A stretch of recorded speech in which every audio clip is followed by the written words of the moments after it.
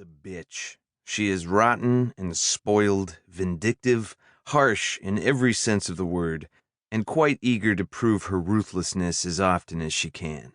She is a spiteful bitch who regards human life as mere fodder for her insatiable hunger, and a meager and temporary sustenance at that.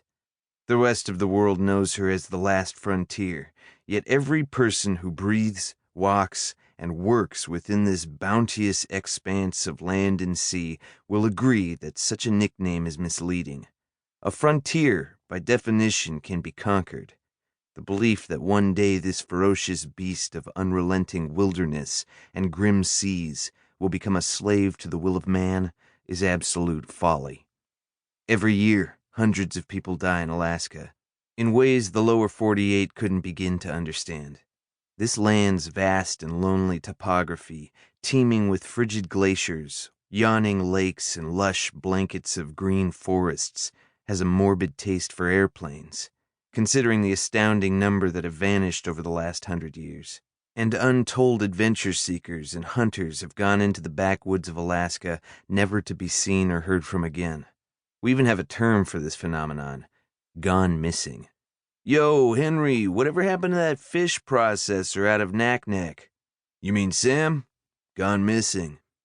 No one knows this cruel reality of disappearing forever into the last frontier more concretely than I do. That is, myself and every fisherman who works the seas of this miserable bitch. Days before we left our home in Anchorage, I reminded my friend Danny Wilson about the risk of losing his life. As always, he had nothing to say on the matter, expressing a casual complacency in the form of silence. Danny was rather simple in nature, so his inner thoughts, for as long as I had known him, were sparse to begin with. I figured this uncomplicated aspect of Danny's character had to do with the way he was born. An average person might have reminded me that it was my idea to get him a job on board the crabbing vessel where I worked. Not Danny. Danny just kept his mouth shut, and when it was time to leave, he simply picked up his backpack and stared at me with those narrow eyes and goofy smile.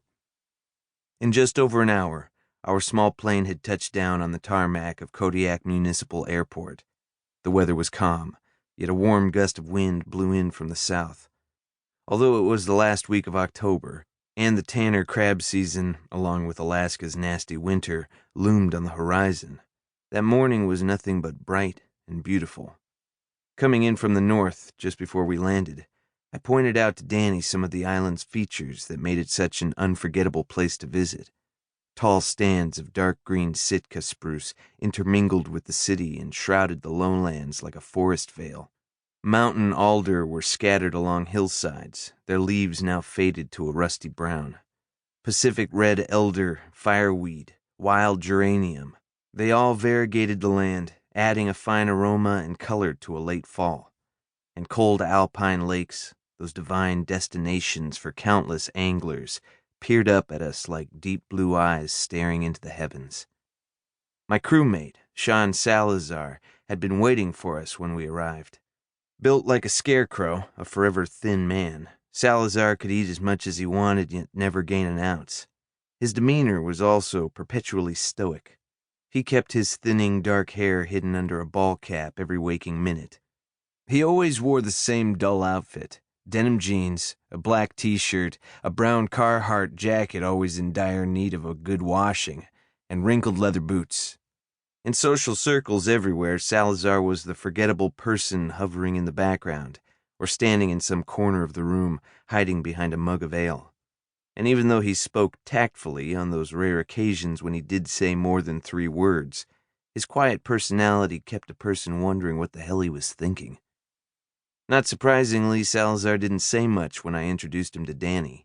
He only nodded his head, asked if our flight was good, then turned and headed for the parking lot. I couldn't help myself. I wondered what he was thinking just then. Danny was about to become a first in the world of crabbing. I knew from the very beginning when I proposed my idea to our captain, Fred Mooney, that Danny and I would get grief from a whole lot of people.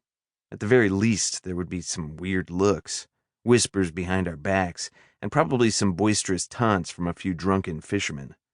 I had also known that each of these incidents would serve as a cruel reminder.